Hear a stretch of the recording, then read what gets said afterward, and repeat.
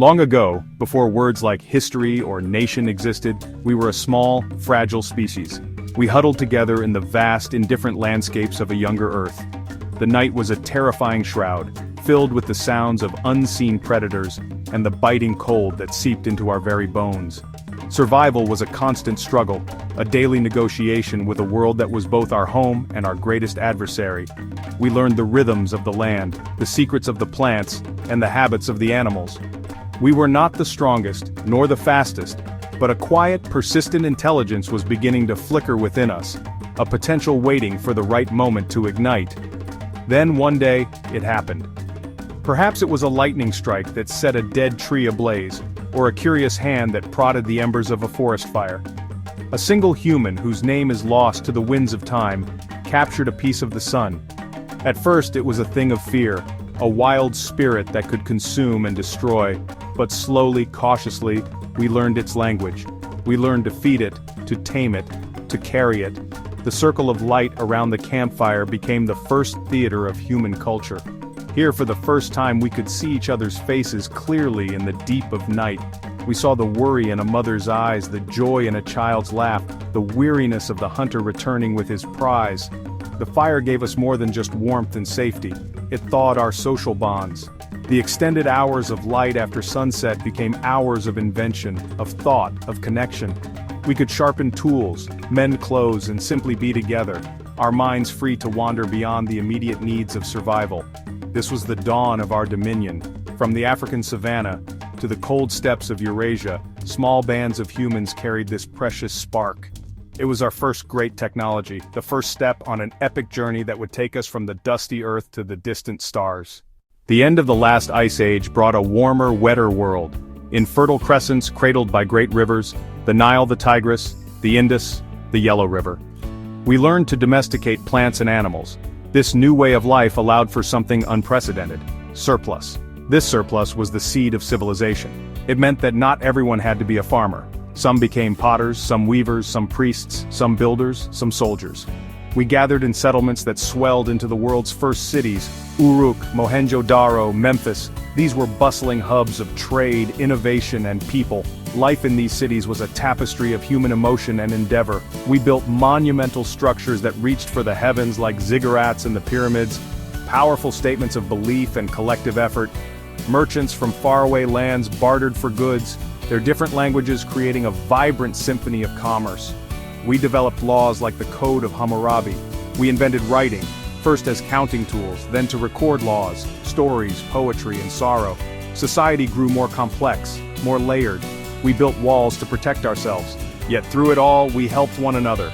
We were building not just with mud bricks and stone, but with ideas, laws, and shared myths. For millennia, our worlds were small, defined by the horizon we could walk to. But our curiosity was as vast as the oceans, and our ambition as persistent as the wind. The Silk Road was more than a trade route, it was a 7,000-kilometer conversation. From China, silk, paper, porcelain; from the West, horses, glass. Gold traveled east, ideas, philosophies, and religions moved with the caravans. Buddhism to China, Christianity through the Roman world, Islam across deserts and seas. Our minds were being connected. This connectivity brought immense wealth and cultural flourishing, but also sorrow, like the plague that traveled along those same routes. For most of our history, the speed of life was the speed of a horse, and our power was the power of muscle. Then, a few centuries ago, we unlocked a new force hidden within water and coal. We learned to harness the power of steam. This was the Industrial Revolution. The rhythmic chug of the steam engine became the new heartbeat of humanity. Trains thundered across continents, steamships churned across oceans, distances shrank from months to days. This revolution was powered by a new way of thinking, the scientific method. We began to observe, experiment, and question everything. We looked at the stars and at a drop of water and found universes in both. The printing press made knowledge accessible. The telegraph sent messages across continents in an instant. Electricity, once curious, was tamed to light our cities and power our machines. Factories rose like new cathedrals. Millions left farms for work in cities. Life became regimented by the factory whistle. This new world created immense wealth and new forms of hardship. The air grew thick with smoke, rivers ran dark with waste. People organized to demand better conditions. fighting for rights and dignity. Art changed. Impressionists captured fleeting city life. Novelists wrote of ordinary people's struggles and triumphs. The 20th century was a time of violent contradiction.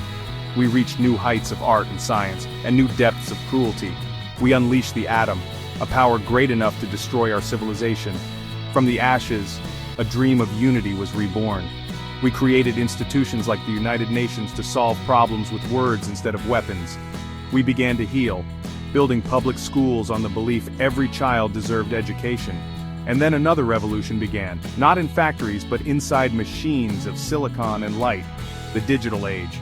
The invention of computers and the internet connected humanity in ways the Silk Road and steamships only hinted at. A student in Seoul could collaborate with a researcher in Nairobi.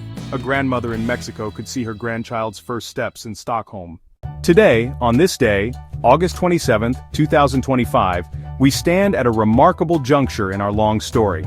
We have mapped the globe, explored its deepest oceans, and sequenced our own genome. The digital web we have woven connects billions of us into a single, chattering, arguing, laughing, and crying global family. We face immense challenges, a changing climate, lingering inequalities, the threat of new conflicts. Our journey has been filled with terrible mistakes and awe-inspiring triumphs. We are a species of contradictions, capable of composing symphonies and committing genocides. The same curiosity that drew our ancestors to the flickering flame now draws our gaze to the points of light scattered across the night sky. We have built new kinds of ships, not of wood or steel, but of titanium and composites designed to sail the silent ocean of space. We have walked on the moon and looked back at our world, a beautiful fragile blue marble suspended in the blackness. Our telescopes peer back to the dawn of time, showing the birth of the first galaxies. Our robotic rovers crawl across the red dust of Mars, searching for signs of past life. We dream of building settlements on other worlds, becoming a multiplanetary species. This is the ultimate expression of our restless spirit, the same spirit that pushed us out of Africa, across oceans, into every corner of this world. The final frontier is not a place, but the endless process of reaching. This is the epic story of humanity, from a small band of primates huddled around a fire to a global civilization on the verge of becoming interplanetary. Our journey has been one of sparks and stars. We speak thousands of different languages, believe in different gods, and live in vastly different landscapes. We are different, but the same blood flows in our veins. We feel the same joy at a child's birth and the same sorrow at a loved one's passing.